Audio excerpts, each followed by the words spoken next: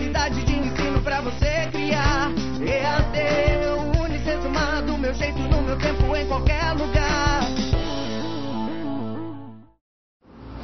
Olá, bem-vindo à aula referente ao capítulo 5 do livro História da Igreja 1, certo? Eu sou o professor Saulo e nós vamos trabalhar sobre o período do século XV e XVI. Vamos falar sobre a Reforma Protestante. Vamos lá? Bom, antes de entrar no tema Reforma Protestante e antes de falar especificamente sobre os grandes reformadores, é necessário compreender como estava a Europa no final da Idade Média e início da Idade Moderna. Portanto, entre os séculos XIV, XV e XVI. A primeira questão que eu quero trabalhar com vocês é a chamada as angústias escatológicas, portanto, relacionadas ao fim do mundo. É muito interessante isso. Existia um temor entre os europeus no final do século XIV, início do XV e também até o início do XVI, de que o mundo ia acabar e de que Jesus estava voltando. Isso era muito comum. Mas isso tinha uma explicação. Lá no século XIV, nós tivemos uma epidemia, no meados do século XIV, conhecida como peste negra. A peste negra matou 1/3 da população da Europa naquela época. E ninguém sabia como conter. A peste negra, ela durou assim, o ápice dela mesmo foi ali entre 1347 até 1350, 1351. No entanto, a peste negra, ela continuou fazendo, agora, é claro, com menos intensidade, matando, fatalizando pessoas ainda durante um bom tempo. Então, acreditava-se mesmo que tudo aquilo ali era os sinais da volta de Cristo, certo? A desestabilidade do mundo e todas as coisas que estavam acontecendo era como se fosse um prelúdio da volta de Cristo. Então as pessoas tinham medo de fato. E sem contar que a partir desse momento, o século XIV, que nós estamos falando da peste negra, as igrejas, elas vão começar não as igrejas, porque a igreja não faz isso, mas eu digo, os artistas das igrejas, eles começam a pintar quadros relacionados à peste negra, ou à volta de Cristo, ou ao inferno e tudo mais, certo? Então, o fim do mundo estava presente na cabeça da população. E é importante lembrar que nessa época a maioria da população não sabia ler, não sabia escrever, era analfabeta. E a igreja, que era grande e poderosa, tinha todo o poder em sua mão, usava os quadros e as pinturas de forma geral como uma forma de pedagogia, uma forma de ensinar a população a pensar. Ou melhor dizendo, a pensar não, ensinar a população sobre a história de Cristo, ensinar a população quem a população deve respeitar, ensinar então a população de maneira geral, principalmente a raia miúda, ou seja, os pobres, como deveriam viver, tá certo? Então a Igreja Católica usava isso o tempo todo, uma forma mesmo de pedagogia, de ensinar, eles educavam dessa forma. E é claro que quando se colocava quadros com temáticas de inferno e de volta de Cristo e tantas outras, o que eles estavam querendo fazer na realidade era o seguinte: olha, sejam obedientes a Deus, mas mais do que serem obedientes a Deus, sejam obedientes a nós, certo? Os representantes de Deus. Era uma maneira de evitar revoltas, era uma maneira de evitar conflitos, certo? A igreja fazia isso nesse sentido, com essa... É claro, era tentando ensinar sim, mas também evitar problemas que pudessem acontecer, tá certo? Bom, outra questão também que estava acontecendo desde o século... Isso agora já do século XV e do século XVI, eram as disputas por poder entre 3 ramos. Uma era a própria Igreja Católica. Outro era uma família francesa chamada família de Valois. Escreve Valois, mas é Valois. E uma família de origem alemã e hispânica chamada Habsburgo, certo? Essas três forças estavam em constantes lutas por poder no século XV e no século XVI. Aqui vale uma ressalva, e não é nem uma ressalva, só vale um comentário, que é o seguinte: a partir do século XV, a Igreja Católica ela deixa de ter todo o poder em suas mãos. E a partir do século XV, o poder vai se transferindo da Igreja para os reis, num processo que a historiografia convencionou chamar de absolutismo monárquico. Certo? Absolutismo monárquico. Ou a criação dos Estados Nacionais modernos. Estado Nacional moderno e absolutismo historicamente falando, os Estados Nacionais modernos, eles são governados por absolutistas. E que depois os iluministas vão chamar de antigo regime. Mas eu sei que isso parece muita coisa. Mas a Igreja Católica começa a perder poder e o poder passa, então, nesse momento, a ficar na mão dessas famílias reais, tá certo? Valois, Habsburgo, principalmente. E por que Valois e Habsburgo? Naquela época, existia uma região onde hoje é a Alemanha, que se chamava Sagrado Império Romano Germânico. E o Sagrado Império Romano Germânico, ou Sacro Império Romano Germânico, era governado por um imperador. E o imperador, por sua vez, ele era votado por outros monarcas, certo? Então, para se tornar imperador, você deveria ser eleito. E essa eleição vinha de outros monarcas, tá certo? Ok, que só apenas os monarcas, os eleitores, podiam votar. E era muito interessante, porque os Habsburgos estavam no poder, e aí então os Valois tomavam o poder, entravam no poder depois os Habsburgos e tal. Até que vai chegar em Maximiliano, que vai falecer, e tem uma eleição, e aí os dois candidatos mais importantes, tinham 3 candidatos nessa eleição, era Carlos Habsburgo, era Francisco Valois. Carlos, ele era rei da Espanha nessa época. Francisco era rei da França. E um terceiro chamado Frederico III, que era o príncipe da Saxônia. Sobre Frederico III nós vamos falar mais sobre ele daqui a pouco. Mas quem vence essa eleição em 1519 vai ser o Carlos, que vai virar Carlos V de Valois, imperador do Sagrado Império Romano Germânico. Tá bom? Então tinha muitos problemas isso. Um queria tomar o poder do outro e ninguém queria obedecer à Igreja Católica. Outro problema que existia ali em finais da Idade Média e início da Idade Moderna, ou da Modernidade, é o medo do Império Turco-Otomano, ou dos turcos otomanos. Os turcos otomanos, eles tomaram em 1453 uma das cidades mais importantes da Europa, Constantinopla. E os turcos otomanos, eles eram muçulmanos. Apesar de serem muçulmanos, eles não eram árabes. É interessante isso, porque árabe é uma raça. Então existem árabes cristãos, por exemplo.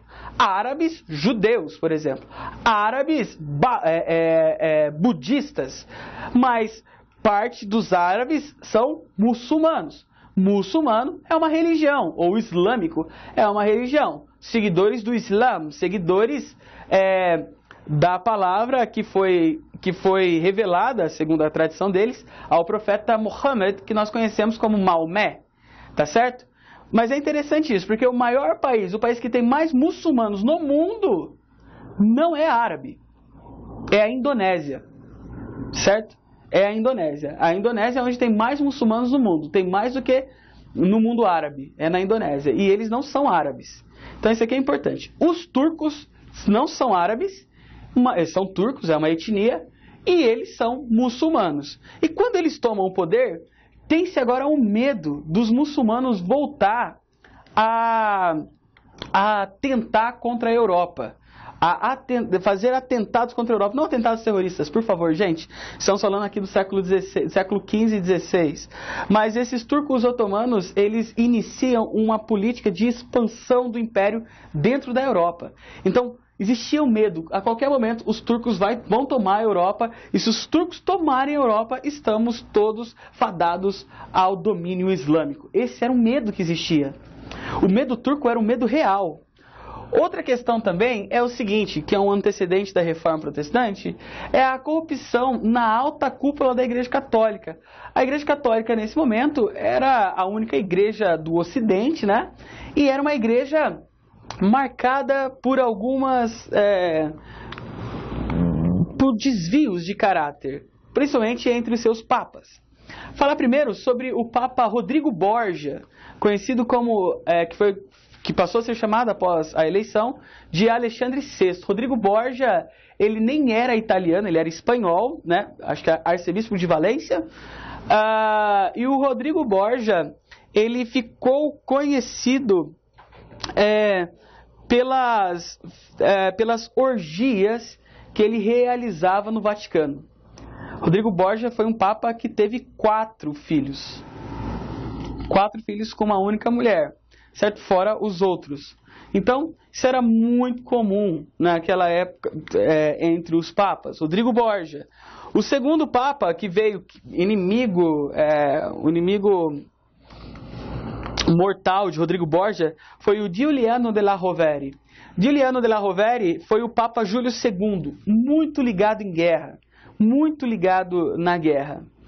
E depois de Júlio II, quem assume o papado vai ser Giovanni de Médicis, conhecido como Papa Leão X, ou Leão X. Esses 3 papas, eles assumiram o poder comprando a cadeira papal. Eram 3 famílias, a família della Rovere, a família Borgia, a família Médicis. E nós podemos falar de outras tantas famílias que existiam na Península Itálica nessa época, famílias importantes, compravam o poder mesmo, certo? Então, aquilo que nós vemos hoje, a Igreja Católica totalmente diferente dessa Igreja Católica, por favor, da eleição do Papa, não existia naquele momento. Quer dizer, existia uma eleição, mas essa eleição, ela era comprada, certo? Comprada com terra, com presentes, com mimos aos outros arcebispos. Bom, e é muito interessante isso, porque esse momento é marcado pelo renascimento cultural. O renascimento cultural é o nome, esse nome, renascimento cultural, vem de renascer, nascer novamente, tá certo? Nascer novamente uma cultura que para muitos tinha desaparecido. E que cultura é essa? A cultura clássica. E o que é a cultura clássica? A cultura da Grécia e de Roma. Greco-latina. Então, a partir do século XIV, melhor dizendo, a partir do século XIV, e a partir do século, principalmente século XIV, XV, XVI, durante esses 3 séculos, nós teremos uma forte tentativa de retomar a cultura grega e a cultura latina, a cultura romana, tá certo? Que para muitos tinha desaparecido durante aquilo que ficou convencionado de chamar de Idade Média. A realidade é que não desapareceu, mas eles achavam que a Idade Média tinha sido a Idade das Trevas, que não é verdade. Estudos recentes dizem que foi na Idade Média que tivemos grande desenvolvimento intelectual, grande desenvolvimento cultural também na Europa, tá certo? Mas é muito interessante isso, porque as figuras da mitologia grega estavam presentes o tempo todo, até mesmo dentro da igreja.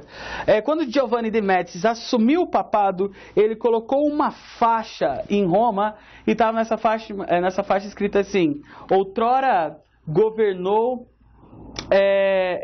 Afrodite, depois governou Ares, e agora governa Palas Atenas, certo? O que ele estava querendo dizer com isso? Quando ele fala que outrora governou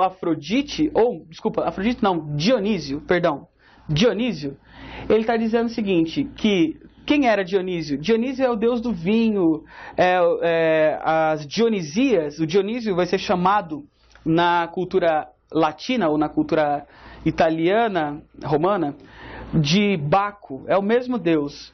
E as Dionisias eram festas em louvor a Dionísio. E as bacanais eram festas em louvor ao deus Baco, ou ao deus romano Baco, né? E nas bacanais aconteciam, era sexualmente falando, era uma grande bacanal mesmo. E assim tinha sido o governo do Rodrigo Borgia, do Papa Alexandre VI. E depois quando ele fala, outrora, então, e depois governou Ares, é porque Ares era o deus da guerra. Juliano de la Rovere, o Papa Júlio II, foi muito ligado à guerra durante seu reinado, certo? A expansão do território. E agora reina Palas Atenas. Por que Palas Atenas? Porque Giovanni de Médici, ele acreditava ser Palas Atenas, que é a deusa da sabedoria na cultura grega. E Minerva, a Palas Atenas é chamada de Minerva na cultura romana, certo? Então ele fazia uma coisa que para nós parece muito estranha, né? Mas ele mesmo, os próprios líderes da igreja faziam essa relação direta com uma cultura pagã. Isso tudo nesse período que nós vamos chamar de Renascimento. Em 1515, o Leão X, certo? Leão X, portanto, Giovanni de Médicis, em 1515 ele inicia a construção da Basílica de São Pedro. E para construir a Basílica de São Pedro precisava de dinheiro. Para conseguir dinheiro, o próprio Leão X, ele libera a venda de indulgência para arrecadação. Ele precisa de dinheiro. Agora, cuidado com isso. Eu, como um professor e como um historiador, eu tenho que alertá-los para isso. A palavra indulgência não é um problema em si, porque indulgência significa perdão de pecados, certo? Indulgência. Então, se você ler numa Bíblia que tem uma tradução mais antiga, Deus é indulgente, é porque Deus perdoa pecados. Perdoa. Ele alivia, tal. Mas acontece que a prática agora, o problema está na venda do perdão. Entenderam isso? O problema é na venda, não o perdão. E aí, então, nós temos agora venda de indulgências. E a partir disso, então, saem de Roma para toda a Europa pessoas arrecadando. Tem um famoso, o Tetzel, que foi um grande vendedor de indulgência da Alemanha. Eles saíam tentando arrecadar dinheiro. Mas como eles arrecadavam dinheiro? Eles arrecadavam dinheiro da seguinte forma: eles chegavam com uma comitiva numa praça pública onde tinha um monte de gente trabalhando, tal, não sei o quê. Eles montavam um palco e eles faziam um teatro, e geralmente esse teatro era ligado ao inferno, tal. E aí então as pessoas viam aquilo lá e ficavam com medo, era horripilante mesmo. E o Tetzel é um dos vendedores de indulgência, talvez um dos mais famosos. O Tetzel, ele levantava e ele dizia o seguinte: estão vendo isso aqui? É isso que acontece com quem vai para o inferno. Tal. Muitas almas dos seus ancestrais estão agora no purgatório, esperando ser julgadas. Vocês querem que as almas que estão no purgatório vão para o inferno? Obviamente, o pessoal diz, claro que não, não quero que o meu pai, meu tio, minha mãe, minha avó vá para o inferno. Aí ele dizia o seguinte: quando a moeda no cofre cai, a alma do purgatório sai. Óbvio, ele estava comprando, né, as pessoas. E isso foi até, aqui está 1900, eu peço perdão, é 1517, certo? Em 1517, em Wittenberg, um jovem padre, portanto 1500, não 1900, ok? Um jovem padre, ele discorda dessa venda de indulgência. Ele discorda completamente dessa venda de indulgência, e o que ele faz? Ele prega, não só da venda de indulgência, dessa ideia, daquilo que estavam fazendo com a igreja. Ele era um padre. É importante dizer isso. O Martinho Lutero não tinha interesse de sair da igreja católica. Ele não tinha interesse de deixar as suas convicções católicas de lado. Mas ele tinha interesse na volta à Bíblia, na volta às Sagradas Escrituras, que segundo Lutero estava sendo deixado de lado. E aqui está a grande questão. Ele coloca 95 teses na porta da igreja de Wittenberg, da Catedral de Wittenberg. E essas 95 teses, eu separei algumas aqui, eu separei 4 teses para ler com vocês, porque era o que ele colocou lá. 4 pontos de discordância da igreja. Primeiro, o Papa não pode remitir culpa alguma, senão declarando e confirmando que ela foi perdoada por Deus. O Papa não pode, então, tirar a culpa das pessoas. Ele não pode fazer isso. É Deus que perdoa. Não pode perdoar. Tese 24. A maior parte do povo está sendo necessariamente ludibriada por essa magnífica e indistinta promessa de absolvição da pena. Ou seja, o povo está pagando essa renda toda aí e tudo mais, porque eles estão achando que eles serão absolvidos. Mas não é o Papa que absolve, não é o Papa, é Deus que perdoa o pecado. Não adianta, não há nada que você possa fazer nesse mundo material com dinheiro que possa comprar a sua salvação. Tese 32. Serão condenados em eternidade, juntamente com seus mestres, aqueles que se julgam seguros de sua salvação através de carta de indulgência. Ou seja, o que ele está querendo dizer aí? Ele está dizendo o seguinte... se você acha que só porque você comprou uma carta de indulgência você está salvo, você não está salvo. Você está condenado. Certo? Você não está salvo. Então a sua salvação vem por Cristo, por amor a Deus, vem pela fé. Essa é uma ideia do protestantismo que está lá em Lutero. A salvação vem pela fé, é só a fé que salva. Não há nada que você possa fazer que possa te salvar. Tá certo? E tese 86. Por que o Papa, cuja fortuna hoje é maior do que a dos mais ricos crassos, não constrói com seu próprio dinheiro, ao menos uma basílica de São Pedro, ao invés de fazê-lo com o dinheiro dos pobres fiéis? É interessante isso, porque quando ele fala de Crasso aqui, ele está fazendo uma referência ao Império Romano, certo? Na realidade, ainda há um período anterior ao Império chamado de República. Crasso foi um general muito rico. Então, ele fala assim, cara, o Papa tem dinheiro pra caramba. Por que ele não pega o dinheiro dele? Porque, volto a dizer, os papas eram de famílias importantes da Europa, principalmente da Itália. Famílias riquíssimas. Certo? Por que eles não pegam o dinheiro deles, então, e constroem essa basílica? Por que eles têm que tirar dinheiro dos pobres?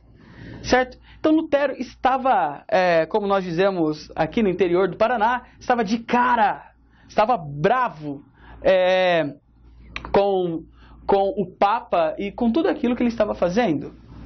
Tá certo? Continuando aqui.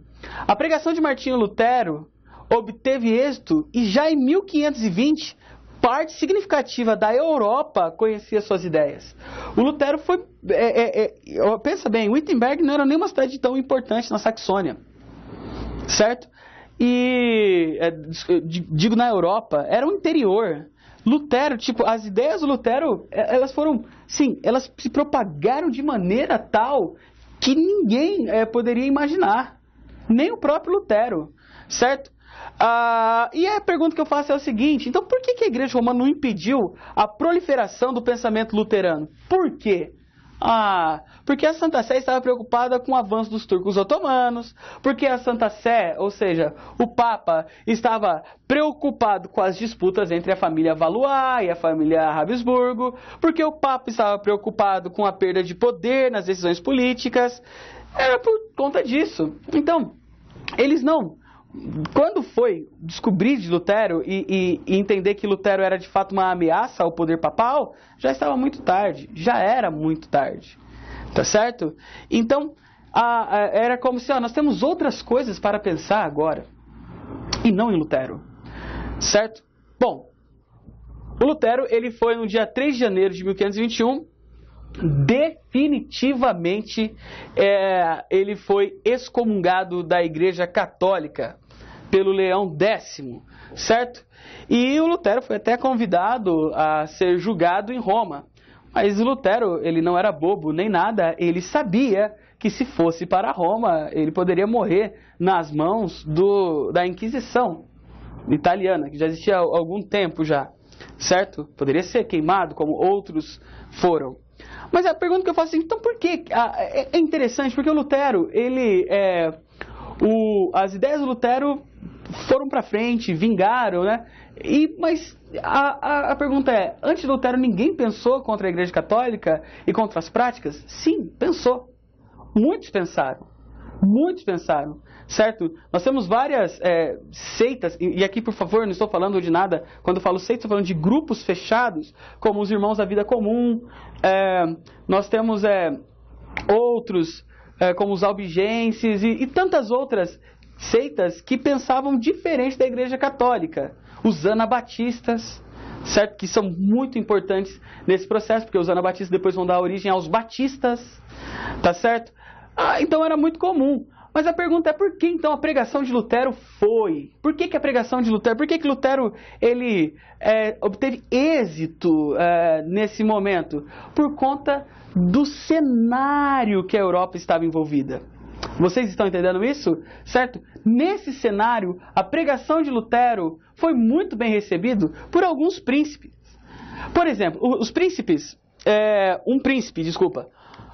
era o Frederico III, o sábio, Frederico da Saxônia. O Frederico III da Saxônia, ele era lá o terceiro candidato, lembra? Na eleição que o Carlos V ganhou? Foi o Frederico III. Ele foi o terceiro com o nome Frederico e também foi o terceiro colocado na disputa, que ficou em primeiro o Carlos de Habsburgo, o Francisco de Valois e Frederico da Saxônia. O Frederico ele defendeu o Lutero.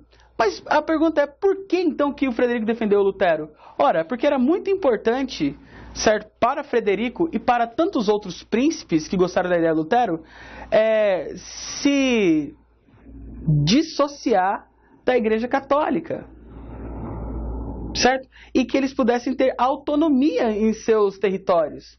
Isso era muito comum. Então, a causa luterana serviu aos interesses políticos. Cara, se a gente adere à causa luterana, adere à religião do Lutero, a gente não vai deixar de acreditar em Deus, mas a gente não vai estar abaixo do domínio do Papa, ou embaixo do domínio do Papa, ou do domínio papal. Então, muita gente tinha interesse nisso. O Lutero ele foi julgado pela cúpula da Igreja, mas do Sagrado Império Romano Germânico, e não pela cúpula da Igreja lá de Roma. Ele só foi julgado pela cúpula da Igreja ali do Sacro Império Romano Germânico, ou Sagrado, como queiram.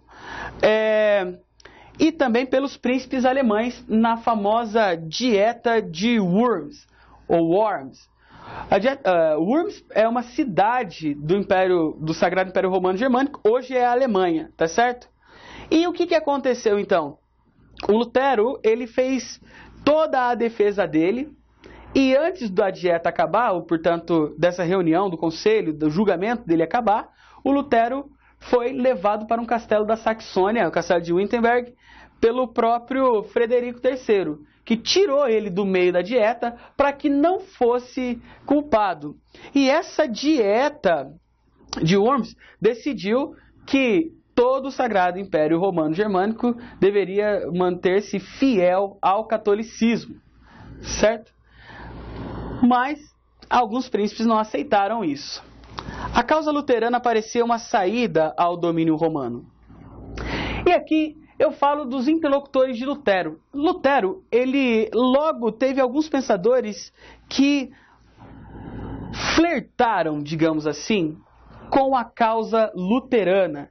Ou seja, estiveram, de alguma forma, interessadas no Lutero. O primeiro aqui é o Erasmo de Rotterdam. Rotterdam, para quem não sabe, fica na Holanda. O Lutero trocava cartas com o Erasmo de Rotterdam e o Erasmo de Rotterdam fazia sérias críticas à Igreja Romana, certo? E o Lutero, ele achou durante algum tempo que o Erasmo, ou Desidério Erasmo, como queira, ele acreditou que o Erasmo poderia ser um aliado na causa luterana. E o Erasmo, e eles debatem muito, brigam muito, mas são debates de altíssimo nível. É importante saber que Lutero era doutor em teologia, certo? Lutero não, ele era professor da Universidade de Wittenberg. Lutero não era qualquer um. Ele tinha feito graduação, mestrado e doutorado, certo? Ele era um doutor da igreja da ordem dos agostinianos. Agostinianos, vocês bem lembram, o professor Flávio vai falar sobre isso, relacionado a Agostinho de Hipona, tá certo? Agostinho de Hipona. Então, o Lutero e o Erasmo de Roterdã, eles entram, no primeiro momento, eles se correspondem, e depois eles entram numa série de embates. O Erasmo de Roterdã não aderiu à causa luterana e morreu como católico, tá certo? Depois vem o Ulrico Zwinglio. O Ulrico Zwinglio, o Zwinglio já é suíço, gosta muito das ideias do Lutero, adere às ideias luteranas, mas ele discorda do Lutero em um ponto. E qual é o ponto? Discorda do Lutero numa cerimônia conhecida como Eucaristia ou Santa Ceia, tá certo? E qual que era a divergência dele? O Ulrico Zwinglio, ele acreditava que a Santa Ceia era apenas uma cerimônia memorial. Era em memória de Cristo, certo? Mas a ceia, ela não era o centro de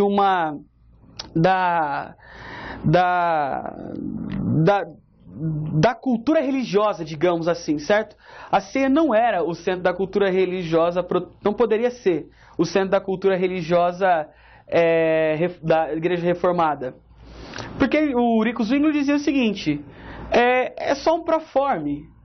Tipo, pode ser feita uma vez por ano, 2 vezes por ano. Não é necessário que seja... É apenas memorável, é só para lembrar, mas ela não tem um valor espiritual tão importante. Lutero já dizia que sim, tem. Ambos não acreditavam na transubstanciação. Ou seja, porque a Igreja Católica acreditava e acredita ainda na transubstanciação, que é o quê? Acredite que você está comendo de fato o corpo de Cristo.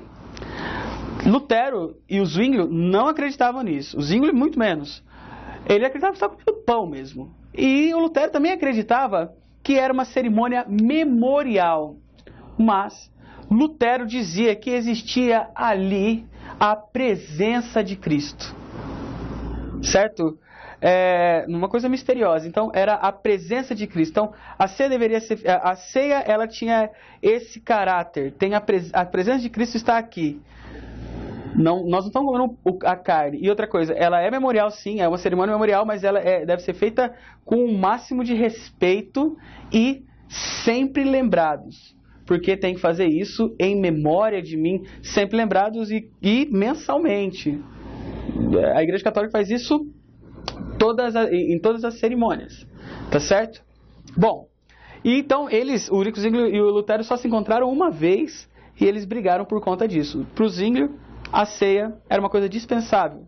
Poderia acontecer, mas não era o centro. Para o Lutero, também não era o centro, mas era uma cerimônia que tinha uma forte conotação espiritual. E por fim, o Thomas Müntzer. Eu acho que dos três, o Thomas Müntzer ele é o mais interessante, porque o Thomas Müntzer ele também era alemão. E o Thomas Müntzer ele segue a Lutero logo no início.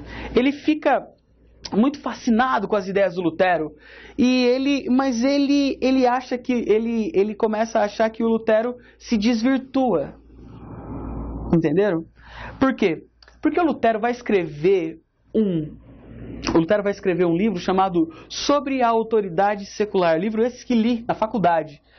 O Sobre a Autoridade Secular, o Lutero está dizendo o seguinte, olha, respeitem os seus líderes. Certo? Respeitem os seus líderes. Respeitem os seus governantes. É isso que ele diz. Vocês não podem se revoltar contra os governantes. Apenas podem se revoltar só se acontecer uma coisa. Só se eles mexerem na tua fé. Aí vocês podem se revoltar. Tirando isso, paguem os impostos. É claro que Lutero fez isso porque, lembrem-se, o Lutero está sendo protegido por um príncipe. Ok? E o Müntzer, ele fala o seguinte, não, o nosso governo é Deus. E o Müntzer, ele começa a acreditar de fato que Jesus estava voltando. Lembre-se que no começo da aula eu falei para vocês que tinha a chamada... os medos escatológicos. O Müntzer estava muito envolvido nisso. Jesus está voltando. Tudo está acontecendo aqui é para mostrar que Cristo está voltando. Então, se Jesus está voltando, a gente não precisa de governante. Jesus é o nosso governante. Ele vai voltar. E o Mintzer, ele discorda do Lutero, porque ele achava que Lutero, ele tinha sido vendido. Certo? Tanto é que quem estuda o Mintzer, a maioria dos estudiosos de Mintzer, são historiadores ligados ao marxismo. Certo? Porque o Mintzer, ele vai iniciar as chamadas revoltas camponesas, entre 1524 e 1525. Certo? Vários camponeses, de saco cheio de viver sob domínio dos senhores,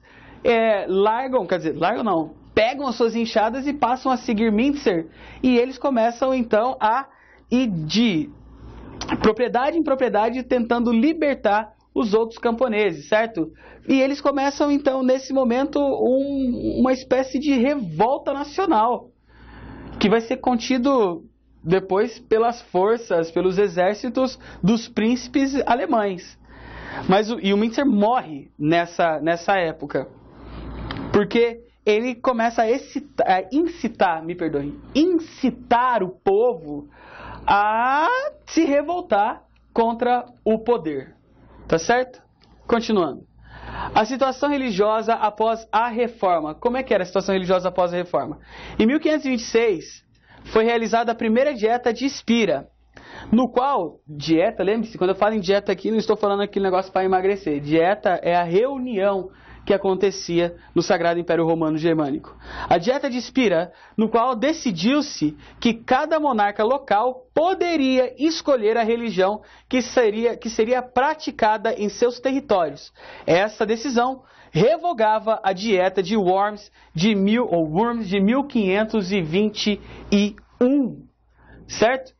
E aí que está a grande questão. Em 1526 era o seguinte: no nosso território, porque o Império Romano Germânico tinha um líder e dentro desse império tinha vários territórios. Cada território, a Baviera, a Saxônia e tantos outros territórios, era governado por um príncipe.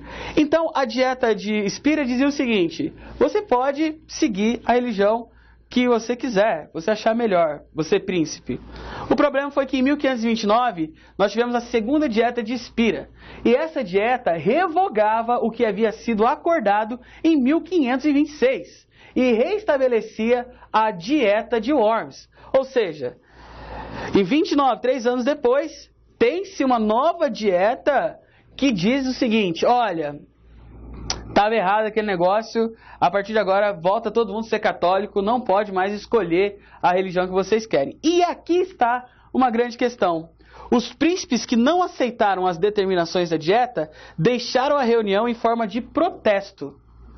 E daí vem o nome protestante. A partir deste momento, as comunidades cristãs não católicas da Europa receberam o nome de protestantes. Protestantes, certo? Que é o termo correto. A gente fala evangélicos, não que esteja errado, não está. Mas o termo para se referir às igrejas que nasceram a partir da Reforma é protestante. Tá certo? Evangélico também tá certo, porque nós usamos isso o tempo todo. Mas protestante é o termo que surgiu lá no século XVI. E esse nome veio porque os príncipes não aceitaram as determinações da segunda dieta de Spira. Tá bom? Vamos lá. Em 1532, Carlos V propõe a Paz de Nuremberg, que firmava um acordo entre protestantes e católicos, possibilitando o livre exercício da fé até a realização de um concílio. Foi feito um concílio lá em 1540 e poucos, que é chamado de Concílio de Trento, e esse Concílio de Trento foi realizado muito tarde, porque nesse momento parte significativa da Europa já tinha aderido ao protestantismo luterano, como por exemplo, no final do século XVI, era luterana a Suécia, era luterana a Noruega, era luterano a região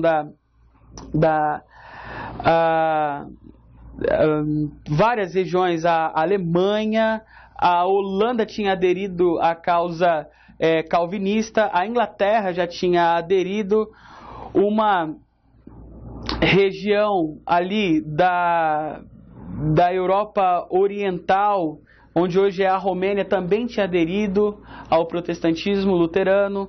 Então, o luteranismo passou a ser uma verdade, uma realidade na vida das pessoas da Europa, certo? Quem manteve-se fiel ao catolicismo, de maneira geral, foi Itália, Espanha e Portugal. E parte da França, porque o resto tinha muitas incidências de protestantes. Bom, é muito importante falar sobre a reforma agora na Inglaterra. Os antecedentes da reforma na Inglaterra. Primeiro, a Guerra dos 100 Anos, que durou de 1337 a 1453. Foi uma guerra entre França e Inglaterra. Nessa época, quem ganha vai ser a França. Essa guerra durou muito tempo.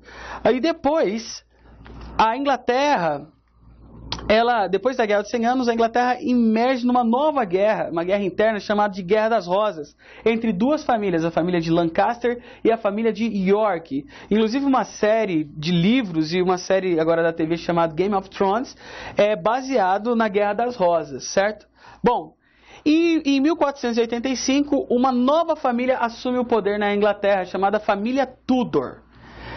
E o primeiro monarca Tudor é o Henrique VII. Bom, e depois de Henrique VII, quem assume o poder vai ser o filho dele, Henrique VIII.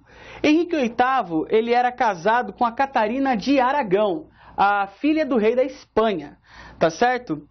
E o que acontece?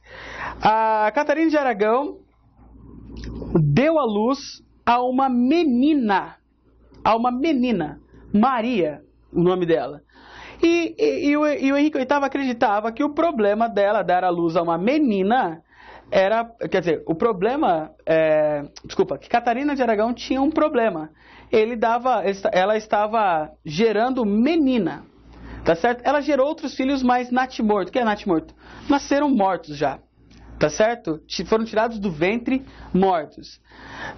E aí, então, em 1534, Henrique VIII, ele... Antes de 34, melhor dizendo, ele pede o fim do casamento com Catarina de Aragão para o Papa, e o Papa não aceita, certo? E por isso, em 1534, o Henrique VIII ele publica o Ato de Supremacia, onde ele criou uma nova igreja. A partir de 1534, nós temos agora uma igreja chamada Igreja Nacional Inglesa, também conhecida como Igreja Anglicana, que na prática a Igreja Anglicana era uma espécie de catolicismo que não tinha papa, certo? Bom, outra reforma muito importante, tudo isso vindo aí na esteira das reformas, foi a reforma calvinista, certo? A reforma calvinista foi iniciada por João Calvino, que era francês, mas essa reforma ela frutificou mesmo em Genebra. Agora, essa reforma ela foi tão importante quanto a reforma luterana. Por quê? Porque essa reforma e esse modelo de se pensar foi chamado pelo sociólogo do século XIX, início do século XX, Max Weber, de ética protestante, certo? Porque, segundo a ideia calvinista, o seu trabalho, o seu sucesso tem a ver com a predestinação. Se você tem sucesso naquilo que você faz, é claro que a teologia calvinista ela não é tão simplória e simplista, mas aqui nós estamos tratando apenas de história. Vocês terão ao longo do curso estudos mais aprofundados sobre a teologia calvinista, ok? É apenas aqui uma passagem que é para vocês entenderem. Mas segundo Max Weber, a doutrina calvinista imprimiu um modelo, uma ética de trabalho árduo, que ele chamou de espírito do capitalismo. Segundo ele, foi o calvinismo que ajudou no desenvolvimento do capitalismo, segundo Max Weber, e faz muito sentido mesmo, porque os países calvinistas são países onde parte significativa, melhor dizendo, são os países mais ricos do mundo, os países calvinistas, a saber Estados Unidos da América, a saber a Holanda, que é calvinista, a saber Outros lugares da Europa, como por exemplo a própria Inglaterra, que teve muitos calvinistas, certo? O sul da França, onde os calvinistas são chamados de huguenotes, e tantos outros lugares. Então, o modelo de trabalho, o modelo de vida dos calvinistas, o modelo de vida no qual prevê uma espécie de sistematização do trabalho, e essa ideia de que o trabalho enobrece o homem, ajudou no desenvolvimento do capitalismo. Bom, a principal marca da doutrina calvinista é a teologia da predestinação, sem dúvida nenhuma, pelo qual atribui as ações da vida no mundo em total e absoluta vontade do Criador. Ou seja, tudo que acontece, segundo a doutrina calvinista, vem de Deus.